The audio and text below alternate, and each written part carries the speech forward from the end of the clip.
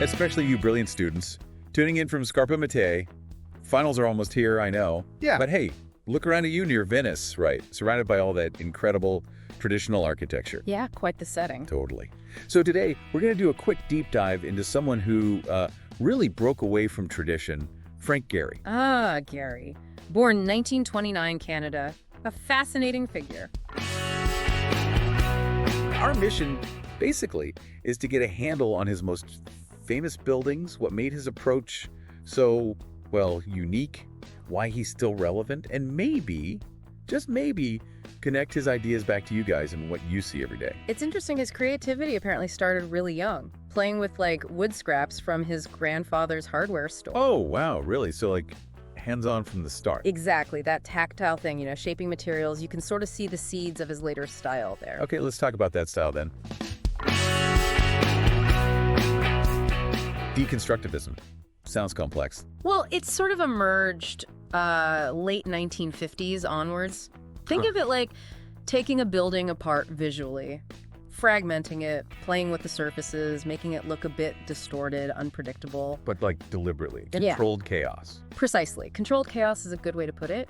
It's a huge step away from modernism. The clean lines, everything's super functional, often with social goals in mind. Right, form follows function, that whole thing.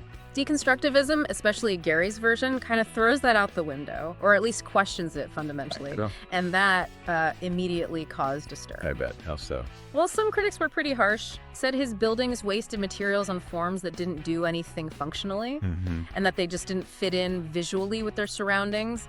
Clashed. Okay, I can see that point. But hang on, isn't his own house in Santa Monica a huge tourist magnet? That's the flip side. Yes, exactly. His own home, heavily modified, became famous. People travel to see his work.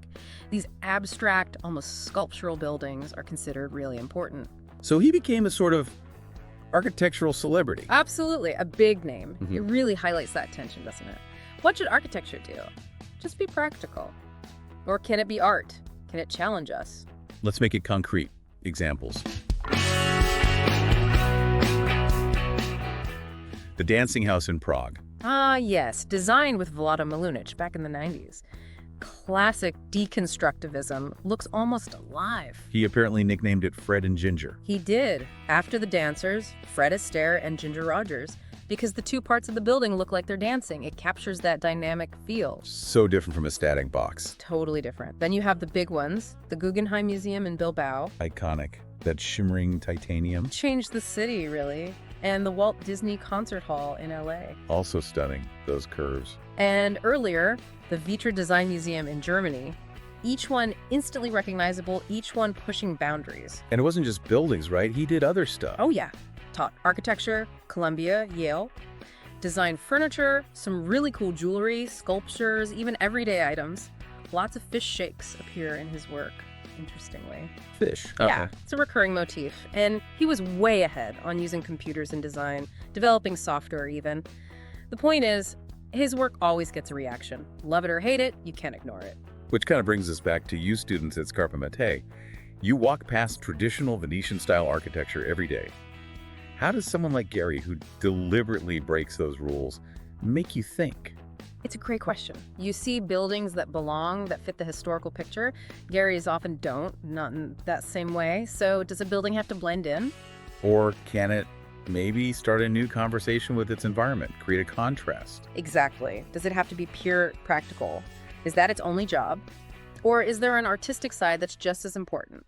And why should you, as future surveyors, grapple with this stuff? It's not just about measuring plots, right? Well, think about it. Understanding different visions of what a building can be helps you evaluate projects, understand client briefs, maybe even contribute to discussions about the built environment in a deeper way.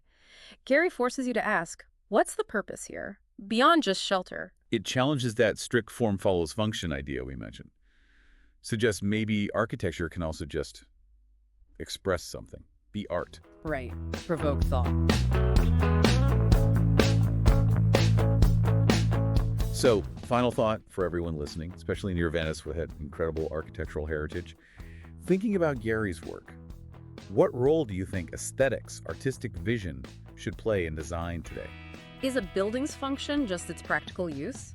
Or can its function also be to make us stop, think, and talk about what we're building and why? Something to mull over as you hit the books for finals. That's your extra credit.